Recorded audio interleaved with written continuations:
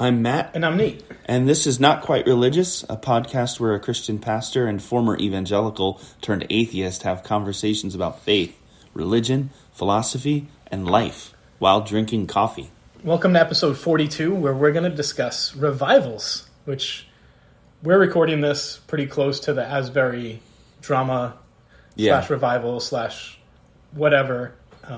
I use the word drama because it's pretty polarizing on my Facebook feed, and I think yours too, but in very strange ways. But before we get to that, the coffee. Yeah. I think it's share. It's a blended share. It's multiple blends because I didn't have enough for any of them to make one cup. Unless you did the thing where you made it Dunkin' Donuts. No, I didn't do the thing. I think it's pretty good. Yeah. It's on the fruity side, which is not my thing, but it's pretty good. I think that's the Colombian coming through, because wasn't that your... Yeah. Yeah. So I'll give it an 8. All right. Yeah, I'll go 8 too. We need to get a new coffee for next week, though. I almost brought Mocha Joe's Peru. And actually, I was going to bring the Terra Nova Papua New Guinea last week. And then we didn't end up meeting last week. And I ended up drinking it all before I could bring it. But I think I'll try to get that before the next time we get together. Yeah, that sounds great. Because we've had plenty of Mocha Joe's. I also wanted to go to Essalon and Rayo's as well. Yeah. I've had Essalon is really good. There used to be one up in Brattleboro, and I enjoyed it. So. Rayo's used to be fantastic. So in the center of town, behind in Amherst, behind the Unitarian Church, there's like that old brick building. Rayo's, my freshman year of college, was in there. Well, beyond college too. And it was like dirty, grungy. I remember that place. Like that was the chalk. Were you there when it was remodeled? Were you there when it was small and like both. One wall was a chalkboard and like people could just draw, and there was chalkboards in the bathroom, which in hindsight, how unsanitary is that? Like you're like wiping and then drawing. But it was like the coffee was so good, and it just had this atmosphere of like Seattle, Mark Driscoll Emergent Church. Like this is the place to be. Yeah, 15 years ago, that was my vibe. Yeah. And that Me too. I went there when I came to visit you for that week when you were still the pastor at Vita Nova. Yeah. And that's where I would go in between hanging out with you, and I would go to the Rayo and read and write and do what you do. And that vibe was just like, I hope the world never changes. Yeah. I hope it's always like this. And then they remodeled and they made it like super modern, clean, white. Like, yeah, I wouldn't say they made it like sheen, but they definitely taking the chalkboards out and well, by the final thing, they had like those large oak tables and everything was like it was definitely more chic. Definitely, yeah. And then they went out of business, or now they're just roasters. Like they closed it, which maybe says something about what people were looking for. I mean, their coffee sold a lot of places, but yeah. That coffee shop, and then they had seating outside when it was warm too, and you could like kind of sit around, and it was the great thing about it. It wasn't on Main Street; it was removed. Yeah, it was a little back. It's a little back, a little underground, a little, subterranean, like bohemian kind of. So when I started working for Mercy House, we started a book club there, and by we I mean like I would hang out, like that was my place to write and read and stuff. And I became friends with like a Buddhist, this guy who tripped on acid all the time and said he met Jesus. And it was like a very eclectic, very eclectic group. And there were like 2 of us who were Christians who were also like well-read in other things. So we started a book club, and we read like the Metaphysical Club, which is a political science book about mainly Chauncey Wright and the Metaphysical Club and how that influences politics today. But we're reading it with like atheists and Buddhists. And it was like one of the most like open round table, like respectful, like I can't even explain the vibe. It was just like all of us coming together with our different worldviews and no one hating on each other. People definitely like sticking to their guns on what they thought. Mm-hmm. But everyone was choosing a book. We read Death and Decadence from Emily Dickinson to whatever by Camille Paglia. Like the books were so eclectic. Like it was insane. It was one of the best experiences of my Rayo's I would have loved to be there. I do something like that at Mocha Joe's in Brattleboro unofficially. We've never had like an official book club, but there's been several times, especially before the pandemic. They have a big round table in the middle where just people of very different sorts. If I'm good at anything, and it's not much, it's getting people who like to talk about these kinds of things together to talk about these kinds of things. It's a good skill. In a way that nobody feels alienated and everybody feels included and nobody needs to win. Yeah. Nobody it's a nice feeling. You don't need to walk away being like, well, the Buddhist won that one. I guess we're all converting tomorrow. You learn about each other. You become fascinated by other things. And I'll just say this as a plug, like, one of the things I think that, like, a lot of American Christianity that's trying to be evangelistic and might look at that as, like, pluralistic, doesn't understand is, like, that is the best opportunity in secular places to give any credibility to Christianity. Yeah. That you could possibly have, I think. It's not at Asbury. Nice. Well done. Yeah, it's not in Asbury. It's more along the lines of what I think true conversions would look like, which are not fast or easy or immediate most of the time. Yeah, except for Paul.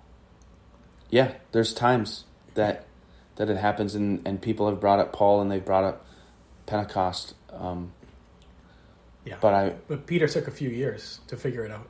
Peter took a few years, and Moses and Abraham's still selling out his wife as a prostituting his wife. Yeah. Well after he received the promises. I'm being a little bit facetious, and I'm still processing my own my gut natural reaction to hearing people be excited about a potential revival was negative. And I'm still like looking in on that. Yeah. Like why that is. My reaction wasn't negative, it was an eye roll. Yeah. Yeah. And what's funny is there's lots of Christians on my news feed. And even some articles by like The Guardian and the New York Times that have popped up that have lots of different varying opinions in ways that I wouldn't have... the comments of The Guardian definitely break down to like, church is stupid and this is stupid, or praise God, this is amazing. But as far as like my Christian friends posting about it, there's like, they're all over the board. Like, even most of my atheist friends didn't post anything about it, probably because it's so far outside their wheelhouse. They don't even care. And like when the Guardian article popped up in my newsfeed, because I used to be interested in this stuff and am still interested in it, like I read it. But I'm sure a lot of my friends who were not involved in church and are not involved in church, like Facebook probably didn't even give them that article. The algorithm was right, or if it did, they were like, I don't want what, like just scrolled by it. So lots of commentary from progressive, evangelical, and Calvinist Christians on my news feed. Well, just to give some context, in case there's listeners that Yeah. might not know what we're talking about. We're talking about what's now being called the Asbury Revival. And my understanding of it was that they had a chapel service because it's a Christian college. Yeah. And which I think is important. Yeah. It's an evangelical Christian college. An evangelical Christian college, which is where I went. Yeah. And I didn't go to Asbury, but I went to an evangelical Christian college for my pastoral degree. So there was a chapel service, and after the service, they usually do like a closing worship song. Only this time, it didn't stop. It just kept going. My understanding from some of the newspaper articles I read was that 6 of the students asked if they could pray after the service. Okay. And one of them had a guitar. I see. So, and they stayed praying and singing. And then other people were like, why are they still here? And came. And so, I don't know, and my sources might be wrong, but I thought it wasn't necessarily directly linked to the service itself. It was peripherally linked to these people who were like, we're going to stay after the service and do this thing. Yeah. Okay, Yeah, thanks for that. No, I honestly haven't like read too much detail into it, because my opinions about revival were already formed before. I mean, that there's happened. contradicting reports too. So Yeah, and I don't think it much matters exactly. I think just to set up the context for those who may not know about it, what it essentially was there was a chapel service at a Christian college, and afterwards people started praying and worshiping, and it kind of just went on and on and on, and it went on so long that people looked around and said, "Hey, something's happening here. Something supernatural, something phenomenal, something of God is happening here," and it spread like wildfire through media and social media, and so more students at the college started coming. Yeah. And there's also a theological seminary attached to the college, but not part of the college. Sort of like how some schools have multiple campuses. Yeah. And they started coming, and then word got out. And the last I saw from people on my Facebook feed was like the town had to shut down because thousands of Christians were driving hundreds of miles to see what was going on at this little college. Yeah. So what you were bringing up before I interrupted with context was your experience with like your different kinds of friends on Facebook, and we were talking about that before the podcast. Yeah. Before we opened the podcast today, and just observing how there's these really interesting allies forming around all of this, is that I was telling you my immediate visceral reaction to it, not necessarily to the revival itself. Actually, I want to clarify. I really don't have strong feelings about the revival in Asbury and the happenings and the goings on there. I'm glad those people are excited, actually. I'm glad they're experiencing something that's meaningful and gives them some sort of happiness. What I freaked out about was like, I kept scrolling and that kept being the thing on my feed. Yeah, it was unavoidable for a few days. And I keep scrolling, and like people, these people that have been in my life, that are in my life, that are friends in some way, just kind of using this to ask the question: wow, is this a revival? Are we experiencing the things that we've been praying for? And are we experiencing like God on the move? And that reaction to what was going on in Asbury, it's complicated why, but I had a very viscerally negative response to it. And in terms of what you were talking about, yeah, I think we both observed that. I noticed that I was having, of course, there were conservative evangelicals that were just straight up like, God is on the move, Aslan's on the move, like, like God's about to change America. We're experiencing the third great awakening.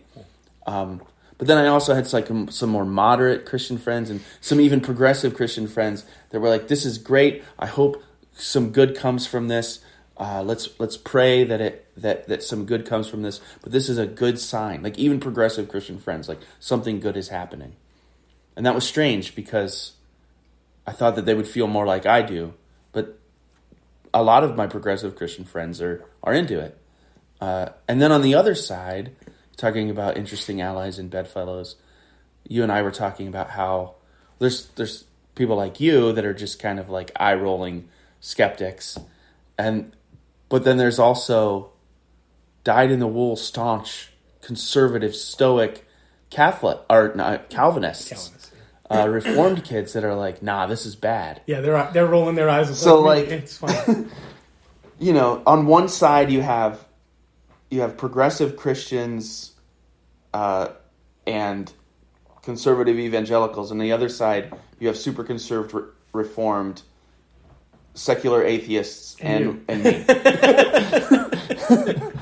It's kind of fascinating, but it makes me think like, wait a minute, what am I experiencing here that makes me so skeptical and so negative about it? So, from what I can gather from my Reform friends who have posted, and this may not be true of all of my Reform friends, but the ones who've spoken publicly,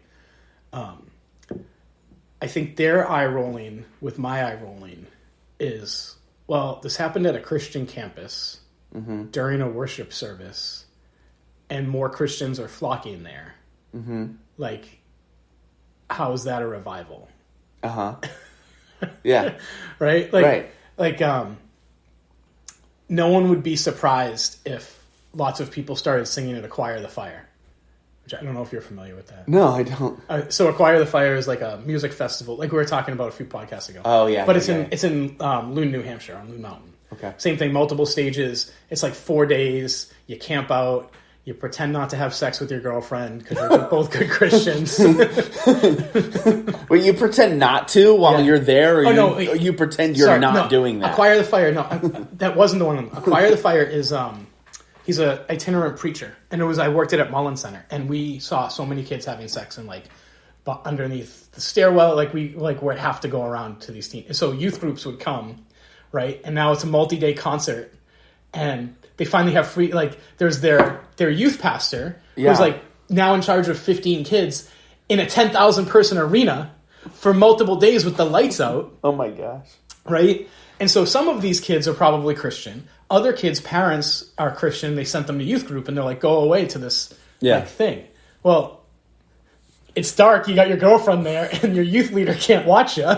There's lots of stairwells and storage units and bathrooms and laundry rooms. Gross. It's basically like Woodstock, except Christian without the drugs. I'm sure there were drugs. I mean, there were probably some, but not it wasn't, not in the open. Yeah, but no one would be surprised if lots of people started singing at that. Right? Right. We're not comparing Asbury to I mean, and by a lot, I don't mean it wasn't like a giant orgy in the Mullen Center. It was once a day would catch some people would have to be hey, you got to get out of the bathroom. Yeah. Ladies are not allowed in the men's bathroom. You got to get out of the stall, go back. Right. I just... No, I'm definitely speaking in hyperbole. It's a youth group orgy and a revival at the same time. It's unbelievable. A revorgy. We're going to have to mark this episode not safe for work. Well, I mean... All right. I would say that that's the title, except it can't be. It can't be. So, back to why I think my Reformed friends and people like myself are well, of course Christians are going to get excited about worshiping with other Christians. And if this thing started off small and organic, which it seemed it did, and it grew, other people are going to be oh, I want to go to that too. Also, college students don't have to go to class if they're at a revival. I just want to put that as a little footnote. Right. Right? If your classes are stopped and your Christian professors are if you're at the revival, I'm going to the revival. Right. Read my textbook and do some math problems or go to the revival. Right. It's an easy choice, especially if I'm a believer. And then what I saw is, and what these Reformed people are, I think, reacting to, is the people who were driving to the college and shutting down the town were not people like myself who were oh, I need to see if this is really God. They're other Christians who are I want to experience what they're experiencing. Right. How you call that a revival? Right. I hadn't consciously thought of that, but I think I intuited that as part of what bothered me. Yeah. I think if hundreds and thousands of people in Saudi Arabia started being I'm no longer Muslim, Jesus has spoken to me, and the country is getting I'd be whoa, something's going on there. Right. But I'm not going to be surprised if hundreds of thousands of people in Saudi Arabia are Allah is, blessed be his name. I'd be yeah, that makes sense. Right. Yeah. Well, I guess I wonder then what, and I do genuinely wonder, and I haven't got a satisfactory response to this, not one that's satisfying to me anyway, which is what's being revived. Yeah. I even had one person ask me, love you, Dave, not Peakney, the other one, if you're listening. One person asked me to define revival. And I was I thought I did. I thought that was implied in the way I asked the question. I asked what's being revived. We know what revive means. Yeah. To give new life to. to bring it back, to rebirth. So what's being revived? And I suppose one answer that could be given, and it would probably be a pretty good response to your criticism is, well, what's being revived is enthusiasm in the church for worship, enthusiasm in the church for God. More Christians going from like just going through the motions to being really serious about Christianity. Yeah. Okay, then. So why does that take this organic emotional experience? And why is this any more of a sign than the secret, I gave somebody a place to stay 2 weeks ago or something. Like I let a homeless guy spend the night in my house. Yeah. I didn't tell anybody about it. And actually that didn't happen. And if it did, now you'll never know, because I'm not supposed to be letting my left hand know what my right hand is doing. So I'm not broadcasting it. It's just a secret reward that my Father, like, that is to me, that's as much as a sign of revival, especially if you got like more of an organic sort of like movement of compassion where people are more like that. Yeah. People gathering to sing songs together is not different than 7 years skinny jeans were in. So one thing happens and you keep doing it, and then everybody's doing it, and then it's a thing, and then you do that thing. Yeah. Just so happens that because Jesus, worship music, messages, scripture is attached to it, you can see why people would be excited about, well, maybe we're in the midst of something truly, historic, which, by the way, you already are. You don't know what historians are going to write about your times. And secondly, the thing that you're excited about being caught up in a revival, we have at least 2 in the history of America, if not 3, depending on what you want to say about the Jesus movement in the 70s. But you have the first and second Great Awakenings as examples that we can look back and historically, objectively look at. And I'm not sure there's much positive that comes from that, especially the second Great Awakening. Mormons, Jehovah's Witnesses, and Seventh-day Adventists. So, well, you say that there's only. Here's the thing: in the 70s, there was a revival at the same college. Yeah. So, like. Yeah, that wasn't that long ago. No. Right. So like, I know you're saying like revivals sort of is the larger first, second Great Awakening, and then maybe the Jesus movement. But like in the 70s, they did the same thing at the same college and called it a revival. And they interviewed some of the people who were there. And the interview that stuck out to me the most was this pastor who was like, I came to Asbury to be a pastor. And my senior year, I didn't know if I wanted to do it anymore. And then revival broke out, and I knew that I should be a pastor. Mm-hmm. And for me, I don't like, the skeptic in me is like, so you went there to be a pastor and you ended up being a pastor? Whoa, like what a movement. I don't know. The key to that plot line is the year or so he didn't feel like it. Right. But so like something got revived. Something in him got revived. But I think you're always going to be skeptical of just like big decisions about career. Well, I just think you're going to be skeptical in general. Like, I don't know anyone in my college who didn't doubt if they should go into like everyone. Right. Even some of my friends who were professors, tenured. Like there was a moment where they're like, I don't know if I'm good enough at physics to do this. Right. And like, some of them did jump ship and others like pushed through, but. Right. From that angle, it's almost not fair. Like the debate isn't fair. You just ask somebody, how do you know this is revival? Yeah. And their answer is, I can feel it. Right. You're like, okay, we're done here. I mean, you could be right. Maybe that is, but how could you possibly, how is that a verification that something's real? Because it feels real to you. Well, it doesn't feel real to him. Right. It doesn't feel real to her. I guarantee you, if I went there, I wouldn't feel the same way that these other people.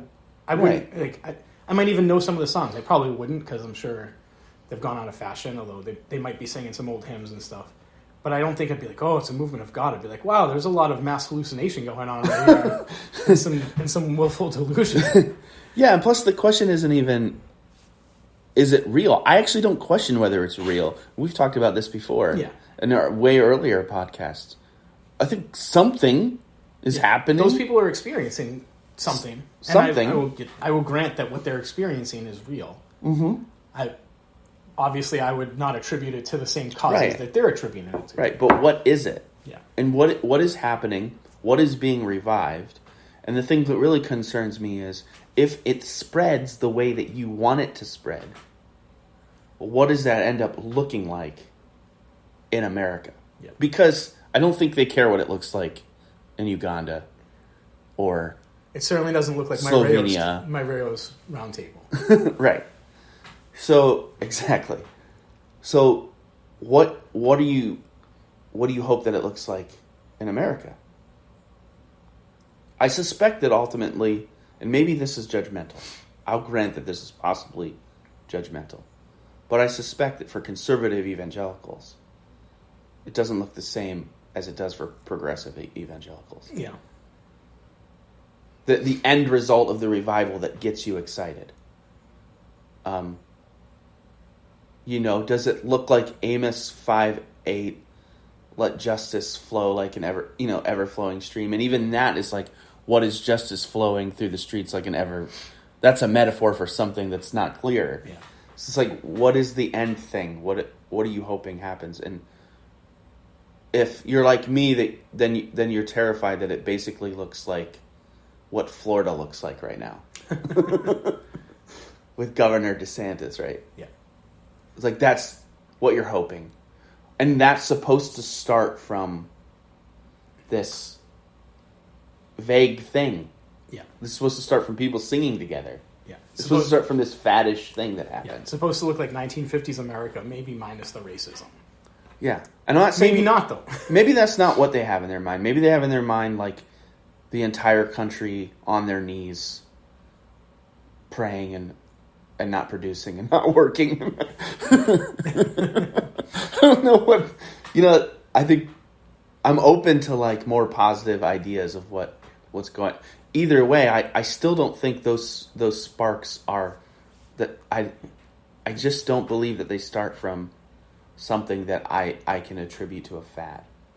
I think it's even more organic than that. Yeah.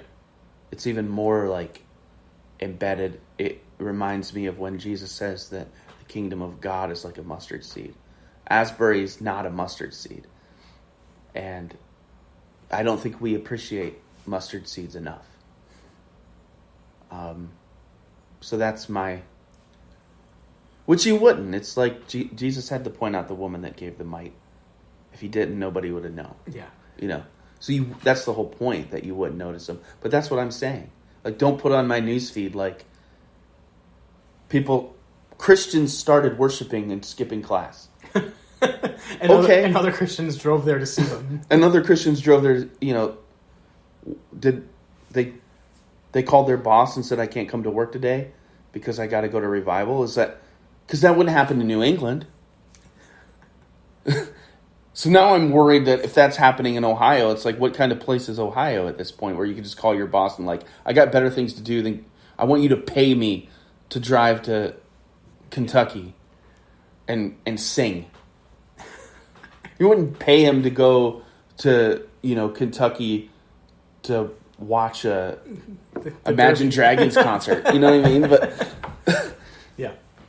Yeah, so I have two thoughts. One of my thoughts is, like, I think this is sort of down a little, like, tangential to what you're saying, is, okay, so there's a lot of people going there to sing. Mm-hmm. Probably reading some Bible, maybe some words, probably not a sermon, but, the Lord has laid it on my heart to say, someone in here, right? So you're singing, you have some, your kumbayayas. At some point, you're going to go back home. You're going to have this, like, profound experience. but is it going to act like, is this actually going to produce lasting change in the majority of the people, or is it just like a fun, right? Like, I experienced it. It was so Christian camp. I don't know if you ever went to Christian camp. Oh yeah, I counseled at Christian It's camp. emotional, and there's chapel, and everyone's singing, even the non-Christian kids, and then you go to play archery, and like it's this really emotional experience.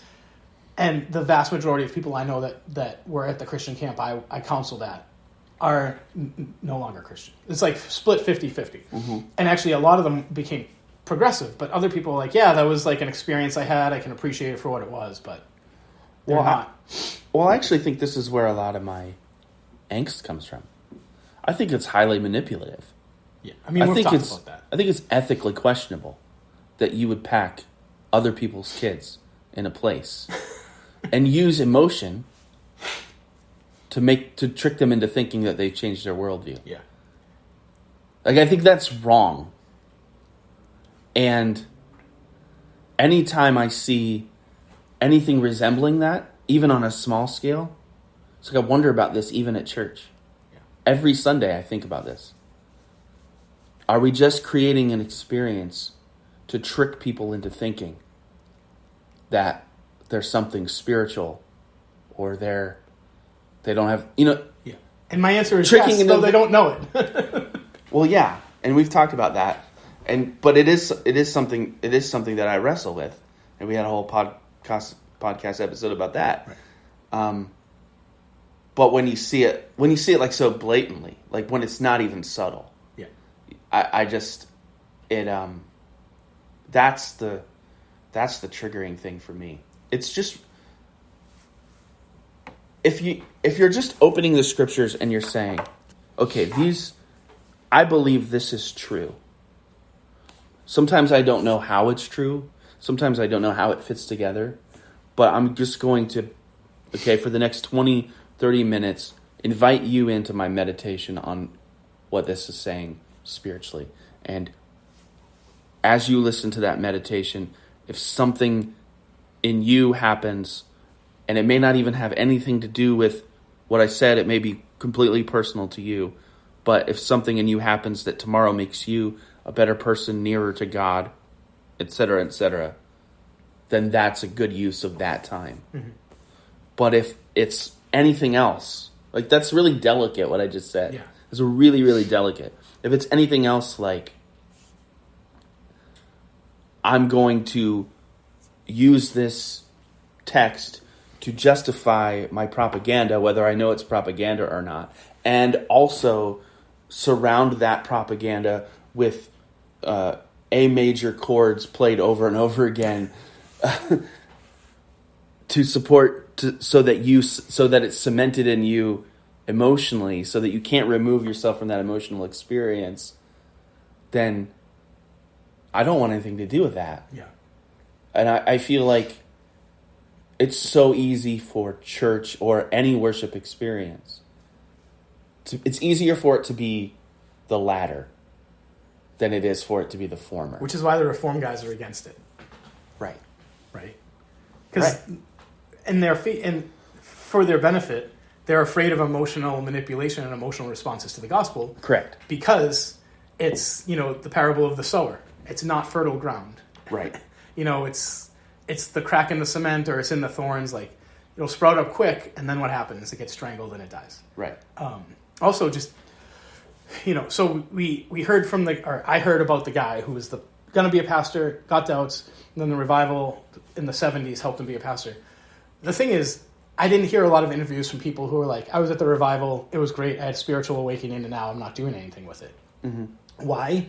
Because they don't have a motivation to go back to the revival to explain how the first one changed their life. Right. So you have a selection bias in these people who are also saying that this revival was amazing. Because the other people just don't have like my atheist friends who were never Christians, like, it's not popping up in their feed. Right. Right. So, like, Grottenwood has a reunion every year. I don't go back. Mm-hmm. I had an emotional experience while I was there, along with other people. I'm still friends with some of those people. None of us who are not Christians go back. Why? Because it's not a thing in our life anymore. Right. So, I wonder in 20 years how many of these people who went to Asbury are going to go back. or they're going to be on TV still saying like this changed my life, or if it was just going to be like, yeah, that college experience. Right. Well, any little thing can change your life. I think any little or Sure. big thing can change your life. I think there's it's the butterfly effect thing, though. You don't know. You never know what the other path would have been, so you can never say Right. that the path you're on is the best one. Yeah. You can never say that. You can speculate. Somebody who was an addict who's in recovery can be like, well, if I'd have gone down that path, it probably would have been worse. And we can say, we can roll some dice and say this path was way better. Yeah. But in terms of like when we're that's talking about recovery. That's something tangible. Like he once was blind, but now he sees. Yeah. Like very literally. Yeah. You're talking about like, I could have not been a pastor. Well, maybe your life not being a pastor would have been way better. Because I can think of some pastors who, if they wouldn't have been pastors, it's probably a better option for not just them, but people that they pastored. Yeah. So, we're me for example. Right. I actually think if I wasn't a pastor, I wouldn't have lost my faith. Huh. That's an interesting rabbit trail. But it's interesting that you just throw that out there. But yeah. So those testimonies are kind of shallow to me. Yeah. What I want to hear is, how is God speaking to you right now? And what do you sense that he's moving you to do, or even more so, not even to do, like to think and to feel about him right now. But to use an experience to validate a truth claim. It's just it's a non-starter, right, for me. Yeah, and this is where when I talk with more evangelical Christians who are like, well, I feel it. I'm like, well, Mormons feel the burden in their bosom, and Muslims have conversion experiences. Uh-huh. And so like, and what they're going to say is, well, those are satanic. I'm like, but you can't differentiate. If you Right. didn't have your worldview, Right. you wouldn't, if you're an alien standing outside, like all the experiences look exactly the same. They're Right. just using a different word for what they got drawn to.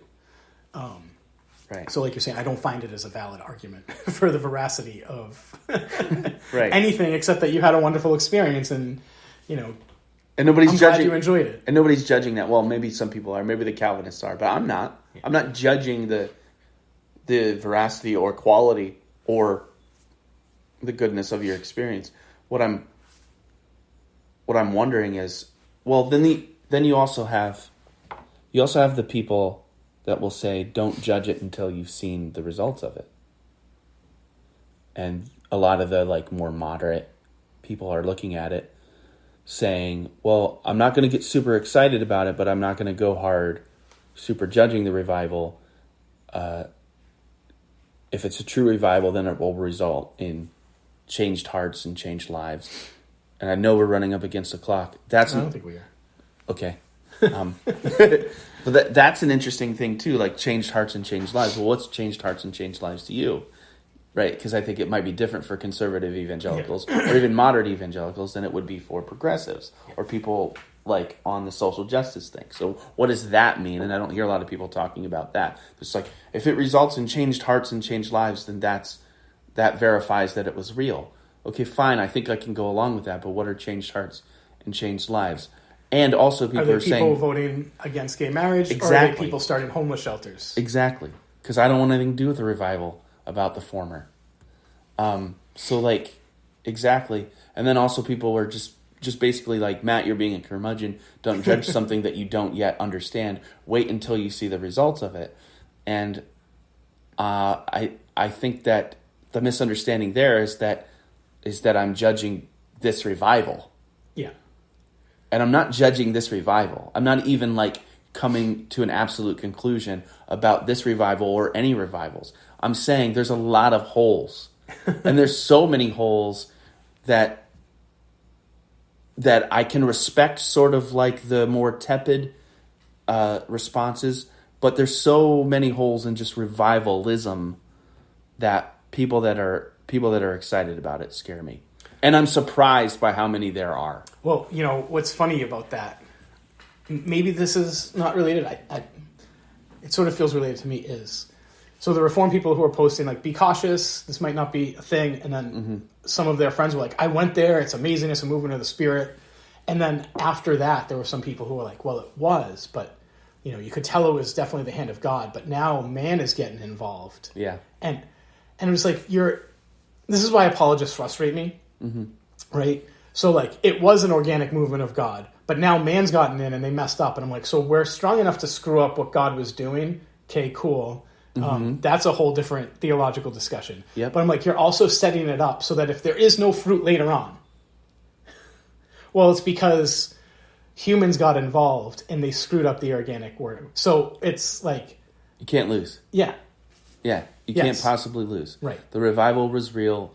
People screwed it up. Right. It's the same So I come in as the atheist in 10 years, and I'm like, nothing happened. And they're like, well, that's because. Right. Right? Or people's lives are changed, and there are, and they're like, oh, that's because. And I'm like, you're having your cake and you're eating it too, and it's just not fair. Yep. And I don't even think they see it that way. Because sometimes you're so indoctrinated and so in the trenches. Yeah. Like, and even some of the Reformed people, they're quoting Edwards, who ironically was a revivalist, not in like philosophical, but like, Sinners in the Hands of the Angry God has been touted as the thing that started the First Great Awakening. Right. He has writings about like, beware of revivals, and also like Satan is sowing his seeds inside the revival, just as God's sowing his. So, and I'm just like, dude. Right. Like, so what is it? Is it a work of God, or is it a mixed bag? Because if it's a mixed bag, then it's not a revival. Because every day is a mixed bag. Right. Right. He also wrote a bunch about the religious affections. Yeah. To try to distinguish between what was a true affection for God and what was just one that was conjured up in an emotional moment. Yeah. The interesting thing about Edwards is that he didn't actually frame his revivals around anything manipulative. He literally just read the words that he wrote. So it was actually something organic, some confluence of what was happening in history, where they were, what he was saying, even maybe the way that he said it. Yeah. Even though reports are that he was very dry, it's like, maybe something was going on. Yeah. So that's interesting that people were having an emotional experience without those emotions necessarily being intentionally manipulated. But then Edwards himself felt the need to write about how we can tell the difference between false and true religious affections. Well, the premise there is what you've introduced by doing that, maybe subconsciously, is that what really matters is the affections. Yeah. And, both of us have been attached to, read John Piper, have appreciated him at one time or another. This is Piper's whole thing. Yeah. I was actually going to say, Piper's like... Christian hedonism. I haven't read anything about his take on this, but my guess would be Piper is probably pretty anti-Asbury revival. I don't know. I'd be interested to find out. We should have looked it up before, but... I haven't heard anything. Because I feel he's like Edwards, who would have been like, okay, emotionalism, meh. Like, we got to get away from opposite of Finney. But what I'm saying is there's an irony there. To write about which affections are the true ones, is still to focus on what are the correct emotions. And Piper, for what it's worth, desiring God, and the stuff that he wrote, especially early on, was pretty much focused on like how to direct your feelings towards the feelings you should have toward God, how to feel rightly about God, which is what Edwards' religious affections are. So that's only one side of the argument. And I think it's a lot where the Calvinists are coming from. Is like, let's be skeptical about mere feelings. Let's make sure that those feelings are rightly placed. Yeah. That these affections ought to be for God. And what I'm saying is, what does that mean? It goes back to what we were saying about Lewis. It's like most people, when they pray, Lewis said, they're praying to the corner in the wall. what is God? So I'm like, well, then that just means that these Calvinists are like, we should build affections towards the corner in the wall. My point being, it's an abstract idea, God. Yeah. Where is it tangible that you care about God? Where can you tell? And I see in the prophets over and over and over again, the prophets are like, you don't rest on your religious laurels. You don't rest them in the fact that you sacrifice. You don't rest your laurels in the fact that you fast. You rest your laurels in the fact of whether or not the poor in your country are taken care of, whether there's justice or inequity. The prophets continually come back to that point. It's reiterated over and over again. And there's nothing, I think, more nauseating to the nostrils of God. Again, there's nothing more nauseating to the nostrils of God than to claim spirituality while your neighbors suffer profusely because of your own inaction. He says that in Isaiah, right? Exactly. Like, sacrifices I don't want. They're disgusting to I me. don't want them. Yeah.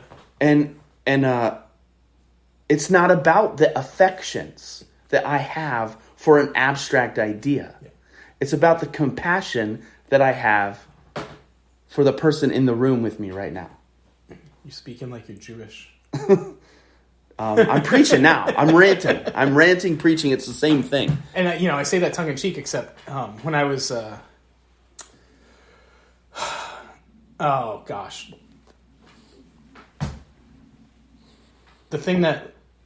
a chaplain. When I was a chaplain at both UMass and Amherst College, we had to get together with all the faiths.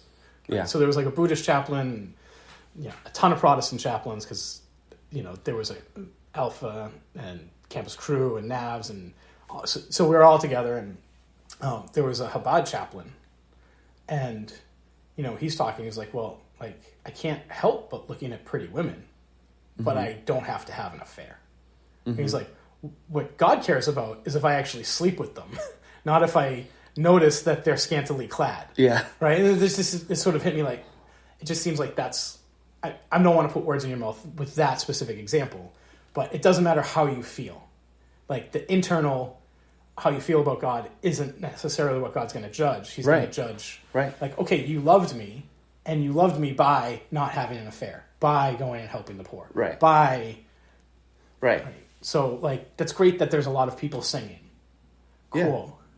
Yeah. Glad that they're having a fun time. But at the end of the day... I'm glad that people are going to a Foo Fighters concert tomorrow night. It's probably going to be a good time for them. Yeah. I mean, Dave Grohl is an amazing human being. So. Yeah. So I don't feel that much differently about it. The Foo Fighters, Asbury. I'm so people glad are having fun. So on my newsfeed last night, so Christians are quoting about Asbury. Dave Grohl bought a smoker, gave it to a homeless shelter, and worked for 8 hours feeding people. Like, and he didn't announce I was going to be there. The way it was found out is someone had a camera, and they're like, I think that's Dave Grohl. Yeah. And he's like, yeah, it's me. He probably didn't want that. And like Bon Jovi, like, he started a homeless shelter, and he works in it 8 hours a day, 5 days a week. Yeah. Just cooking behind the scenes. He's not like I'm Bon Jovi, right? So like, all these Christians are going to sing, and Dave Grohl is buying food for the homeless and cooking for them without announcing it. And I'm like, what a juxtaposition. Yeah. And I also want to bring up the hundreds and thousands of small churches in rural places all over the country and all over the world that have their little food kitchens. Yeah. And they put as much into it as they can. And those are the places where revival is happening. Because if it wasn't for those people, some of those people wouldn't have fellowship or communion. And I don't think... Or life. Or life. And I think... I don't know. It just seems to me that's closer to the heart of God, closer to the smile of God. Like, that he looks on a situation where there may be like a church that can barely meet budget, but they put like a significant amount of their budget to feeding the homeless.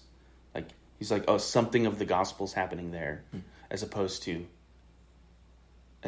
wow, a bunch of people are getting together and singing songs that they like. Yeah. None of which are minor chords. Not a single one. I liked the minor chords. Yeah. So I Will Come, O Come, Emmanuel was like my favorite Christmas song. Yeah, that's that's why Christmas songs sound different. So people, what's the deal with Christmas songs? I'm like, they're minor. They're not the same.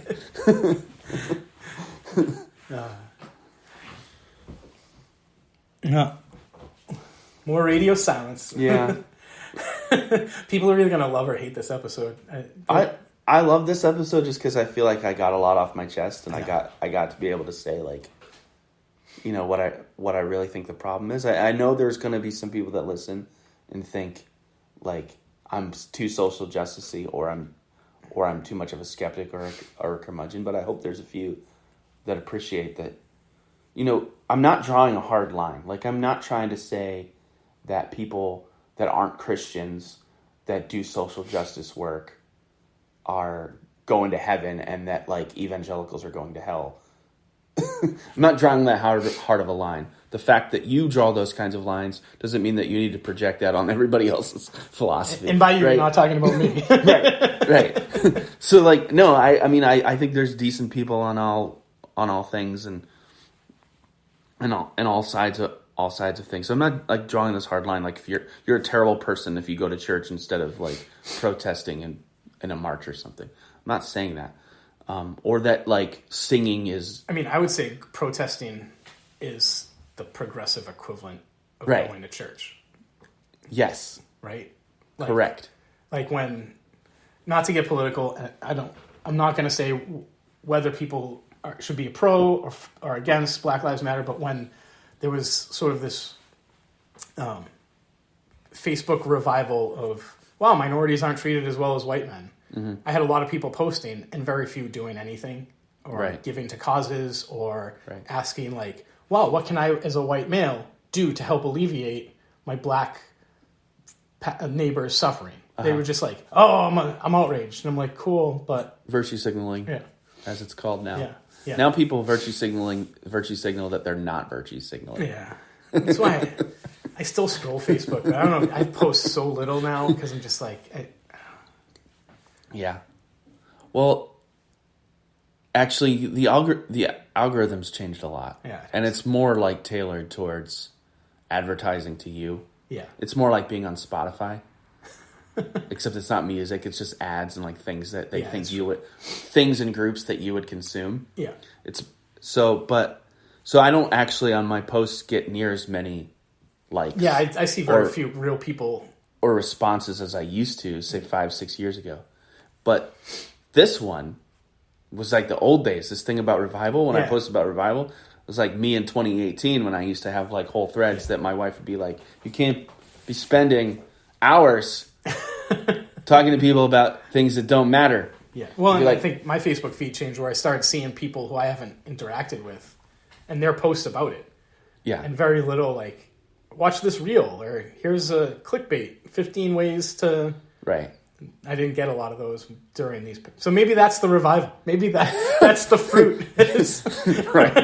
Right. Well, what I'm saying is it seemed like a worthy thing to talk about because even on this algorithm, I was able to, about this topic, drum up some conversation. So it's clearly something that people in my life are, and some of our listeners would be interested in. And it just seemed natural for me to talk about it on a podcast. I feel like I got a lot off my chest. I feel like I made my point clear. And maybe I'm more Jewish than I am Christian. I mean, all Christians are somewhat Jewish, right? I don't know. I mean, ethnically, people are gonna be like, that's not true. That's the thing that, like, 10 years from now, if our podcast gets famous, that's what we're gonna be canceled for. It's one of the things. Is ethnically, no. Like, neither of us are Jewish ethnically. I don't know. I don't know my dad. It's quite possible. I'm not. I highly doubt it from what I've been told. But yeah, I'm definitely not, and full on Gentile ethnically. But you're not the first person to tell me that my sensibilities are feel rabbinic and Judaic more than necessarily Christian. Yeah, Christian in quotes, right? But I've also been told that I'm a Taoist. Yeah. So, you know. Nope. Nobody, my fellow conservative evangelicals, nor my progressive secular friends, nobody wants me to be a Christian. That's the title. Nobody wants me to be a Christian. My final thought is, first, second Great Awakening led to the burned over district in highly secular New England and New York. So I don't know how much fruit they actually produced outside of literally Mormonism, Jehovah's Witnesses, and Seventh-day Adventists, which all came from the Second Great Awakening. And manipulative Christian camps. Like Finney? Oh, they're like Pentecostal. Yeah, like what Pentecostal was later, though, wasn't it? What we were talking about before. I mean, I think Pentecostalism is Finneyism. Yeah. I think it's the same. Yeah. That's the big difference between Edwards and Finney is that Finney was more than willing to use outside sources to manipulate people's emotions. He outright said it. Right. He taught it. He's like, this is how you do it. Right. This is how you do revival, which would have been abhorrent to Edwards. Yeah. So yeah. No, what I'm saying is I agree. I'm just adding on the bad things that came from the Second Great Awakening. one of which is manipulative Christian camping. The reorgies. That's the episode title. Too many episodes. I'm gonna have to listen to this again and figure it out. Mm-hmm. So we're both skeptical of the revival. Yeah. Love to hear your thoughts, people. Take care. We love you.